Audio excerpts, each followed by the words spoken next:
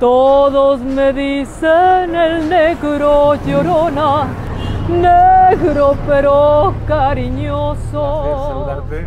Yo soy como ¿Por qué me citas aquí? ¿Son amigos?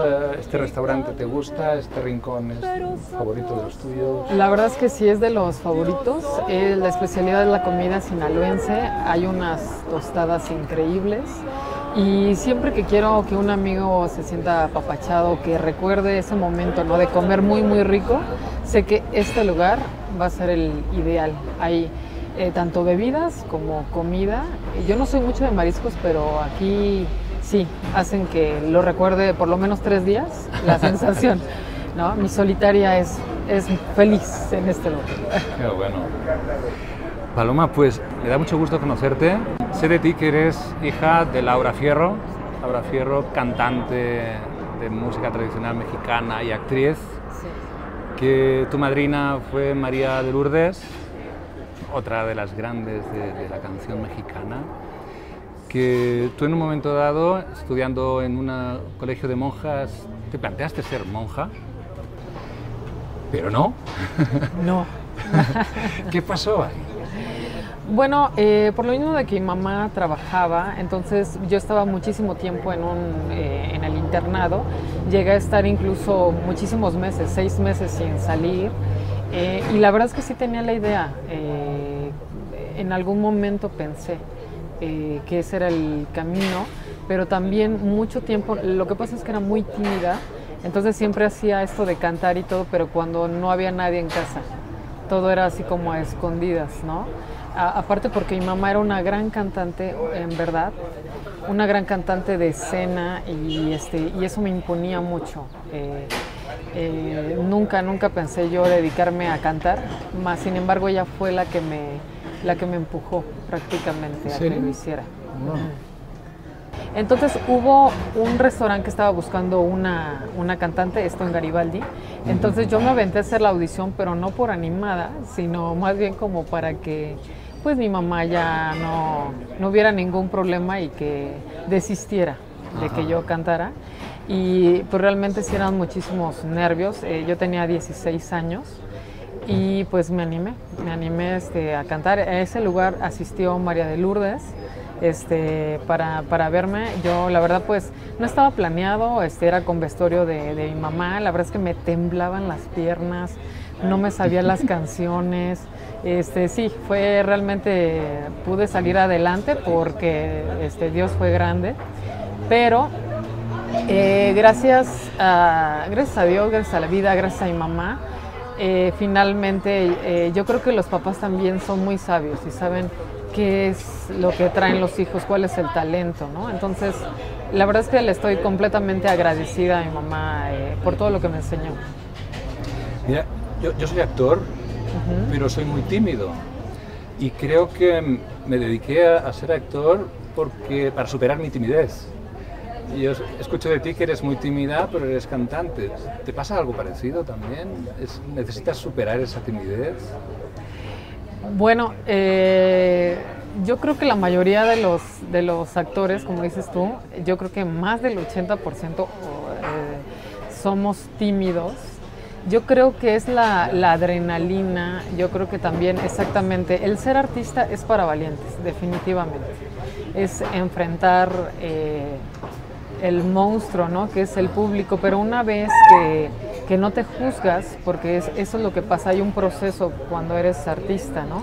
Primero reconocer quién eres, y muchas veces empiezas como a juzgarte y no disfrutas mucho el escenario porque estás tan nervioso que chin la letra, chin el guión, chin, y ya cuando logras calmar esos nervios y te relajas y hay una interacción, también tienes que decidir qué tipo de artista quieres ser. Si quieres ser un artista de entretenimiento o alguien que realmente produzca arte, ¿no? Lo digo en este sentido, que sea transformar el momento de esa persona a la hora que produces, ¿no? Ya sea canto, actuación o danza, ¿no? Pues la verdad es que no superé mucho el cantar, porque yo me sentía la verdad como Pues con muchísimos nervios, me enfermaba del estómago y todo a la hora de cantar, me sentía como muy sola en el escenario, aunque tenía el apoyo de mi mamá y se ponía enfrente a decirme las letras. Entonces ahí conozco a bailarines del Ballet Folclórico de México y entonces me invitan a hacer una audición, obviamente para suplentes. Esta compañía tiene 2 compañías principales y este grupo de suplentes. Entonces yo cuando vi ese escenario con los bailarines y demás, y como era no hablar sino bailar, entonces realmente me enamoré. Y entonces yo creo que como algo que me ayudó muchísimo fue en ese momento la danza, estar cobijada, estar con más elementos, conocer ese mundo. A mí como que me sirvió más al principio la danza, y de la mano fui caminando con el canto, pero realmente creo que en lo primero que yo me desarrollé fue la danza, y ya después combiné el canto. Posteriormente me invitaron a irme a la Riviera Maya a participar en diferentes cruceros, tanto en Cozumel como en giras. Tuvimos una gira por Panamá. Entonces yo ya combinaba las 2 cosas, ¿no? Cantar y bailar. Entonces sí fue importante, yo creo que en ese momento ya tenía 19 años, aventarme a vivir sola, que es como, para los mexicanos yo creo que es como difícil porque somos mucho de mamá. Entonces ya estar sola, trabajé con grupos como tríos, fue como muy diverso el mundo, ¿no? No nada más música mexicana, sino con grupos de cubanos, de son cubano. Entonces como que ese panorama se empezó a abrir.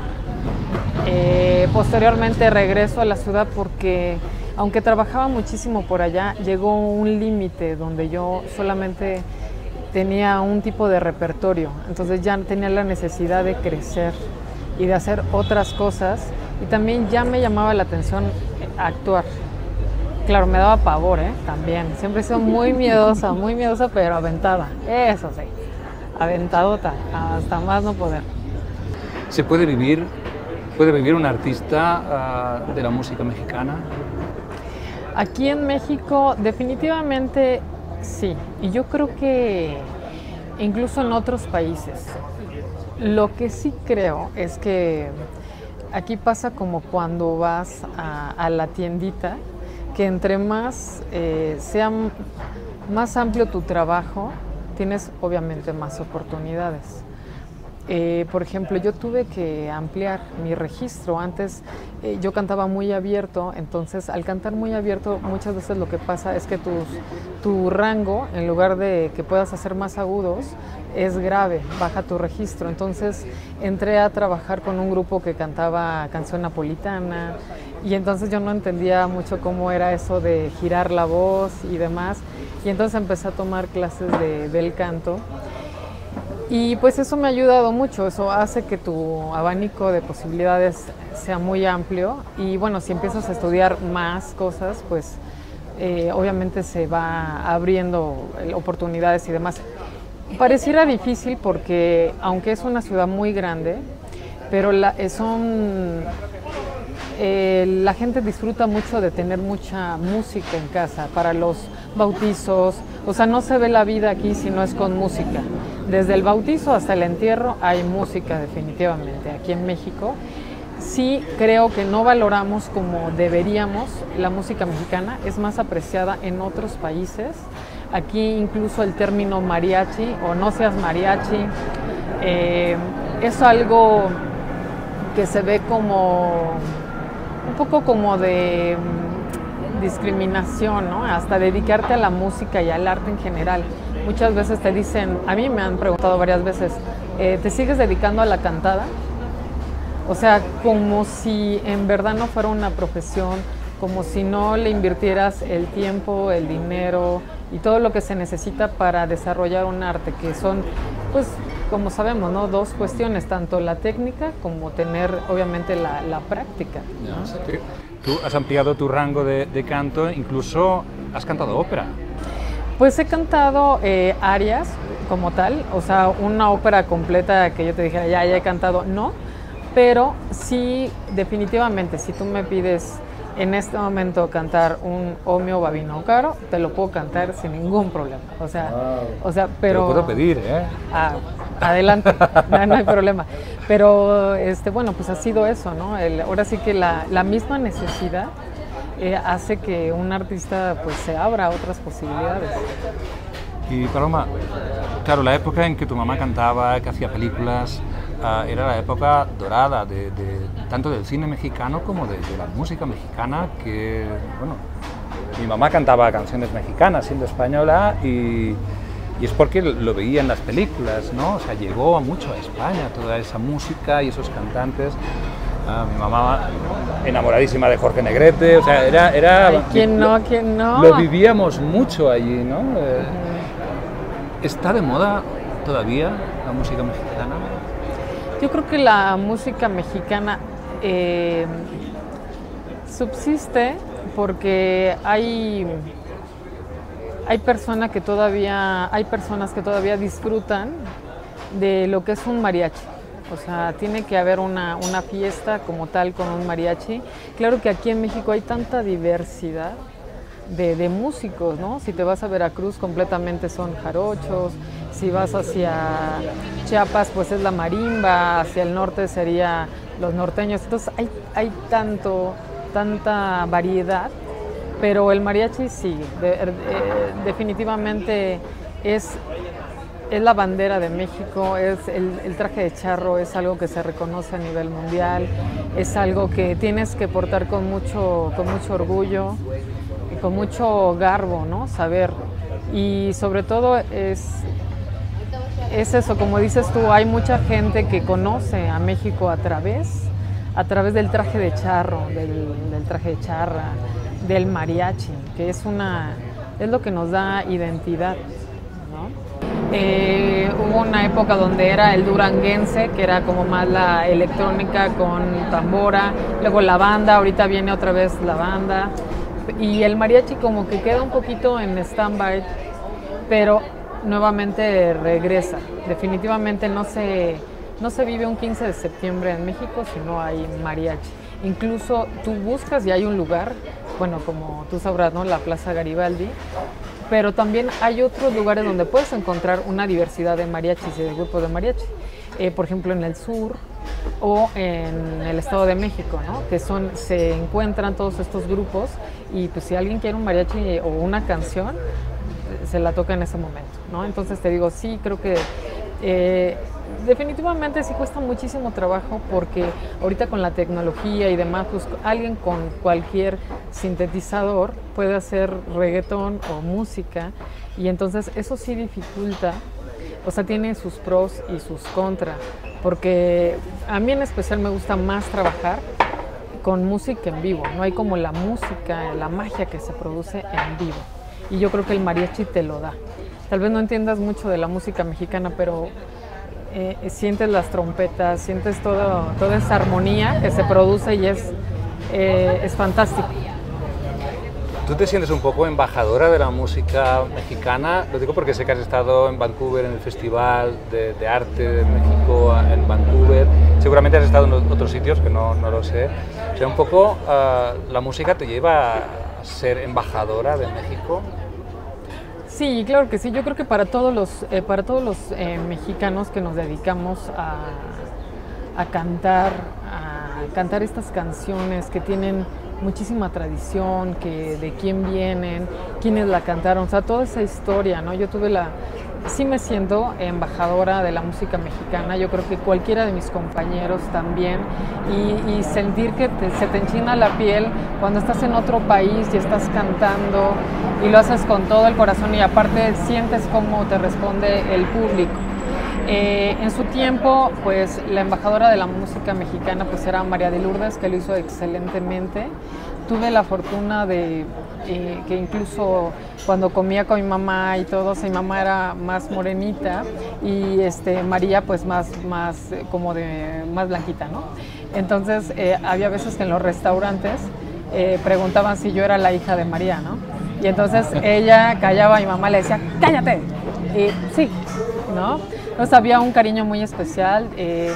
O sea, si yo no encontraba a mi mamá en casa, yo le hablaba a María, ¿no? era así de, no he visto a mi mamá, o sea, era una amistad que tenían ellas muy bonita, así como mi mamá también tenía, por ejemplo, su madrina de matrimonio fue Lola Beltrán. Mi madrina de 15 años se supone que iba a ser Lucha Villa, pero ya no se pudo concretar, pero por ejemplo de mis hermanos, pues fue Paquita la del Barrio, de mi hermano Emanuel y también María de Lourdes. Entonces era un ambiente que tú conocías a todas las folclóricas. También tuve la oportunidad de conocer a doña Amalia Mendoza Latariacuri, que me encantó conocerla, así como a la señora Lola Beltrán, la gran Lola Beltrán.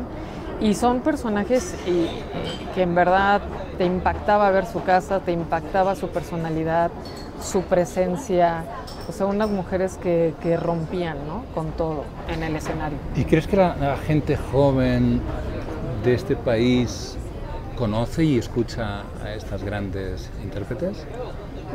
Yo creo que sí, llega un momento en que llegas a ese punto. Tal vez no de momento, pero sí llega un punto donde llega a lo mejor para los jóvenes, ¿no?, su primera parranda, borrachera, algo que los conecta con la música mexicana y empiezan a conocer. Y hay muchos jóvenes que, claro, que ubican quién es Flor Silvestre, quién es Lola Beltrán, quién es Lucha Villa, quién es Jorge Negrete, Vicente Fernández, en fin, ¿no? Una pregunta obvia, ¿cuántas veces te han pedido que cantes La Llorona?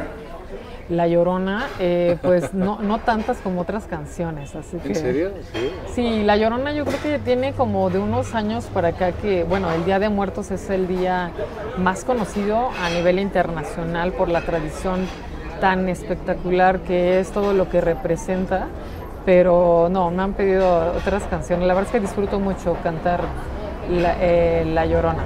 Tuve la dicha de que me han pasado cosas muy fuertes.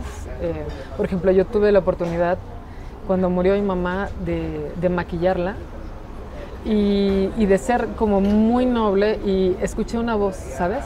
Una voz que finalmente, o sea, te puedo decir que era ella.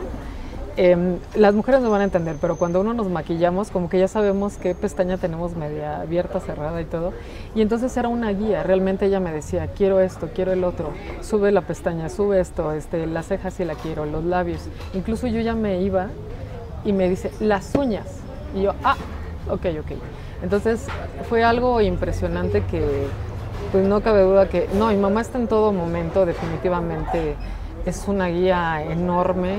Y siempre que tengo un compromiso, o cuando los he tenido, por ejemplo, en el Teatro Esperanza Iris, en el Teatro de la Ciudad, siempre cargo con unos aretes que eran de ella, y pues para sentirla muy cerquita, porque claro, esas cosas son energéticas y sientes cómo te abrazan tus...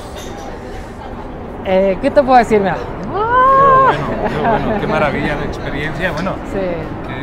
Qué emocionante. Sí, me ha pasado cosas así, la verdad es que sí, muchas veces hay que estar atento a esas.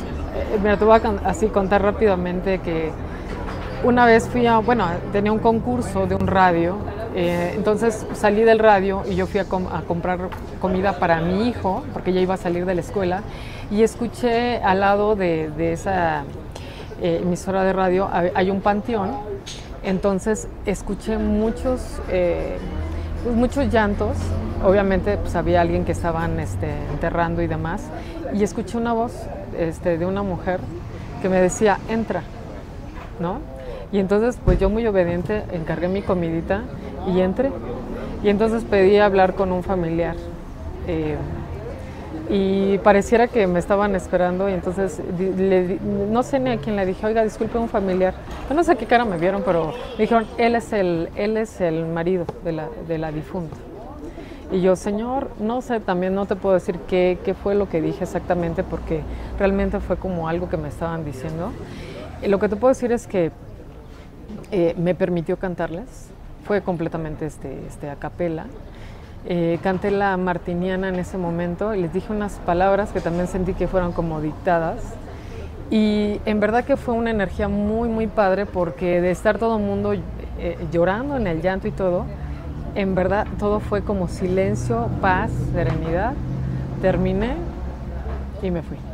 O sea, fue como hacer tu labor. Yo creo que esa es la labor de los artistas en general. Ser un bálsamo en tiempos, pues, como los que estamos viviendo. Eso es para mí es la labor del artista.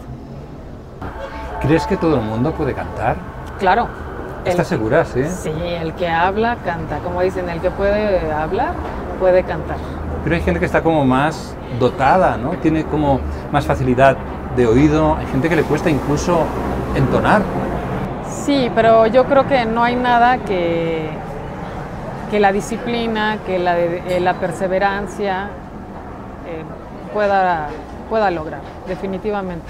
O sea, ¿crees que alguien tendrá que trabajar más, tendrá que trabajar menos, pero llegar a cantar? Claro, todos tenemos algo muy especial que trabajar todos los días.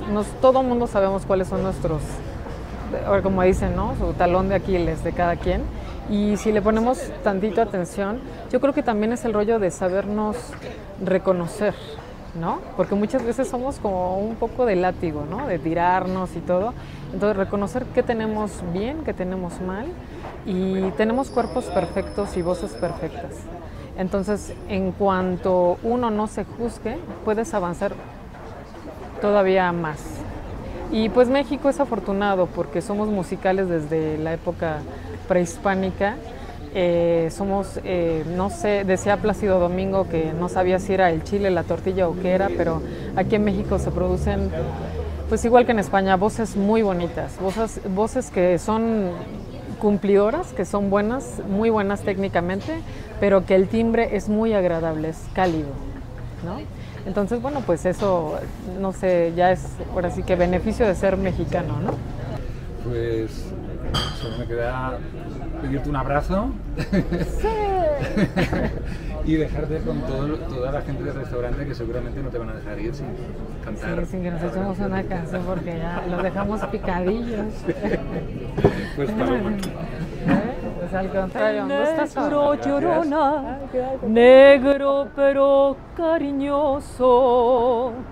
Todos me dicen el negro llorona, negro pero cariñoso.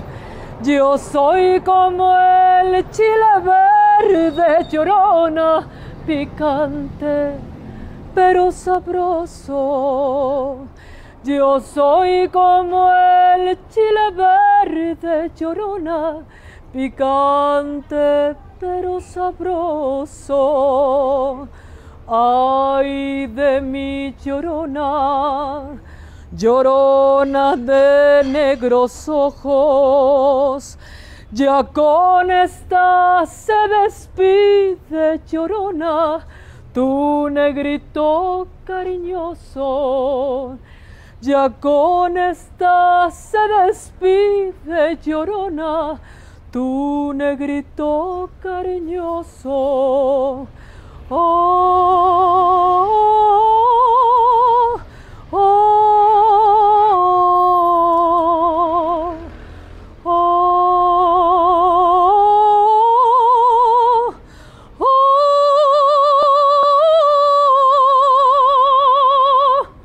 Ahí está. Gracias. Bueno, gracias.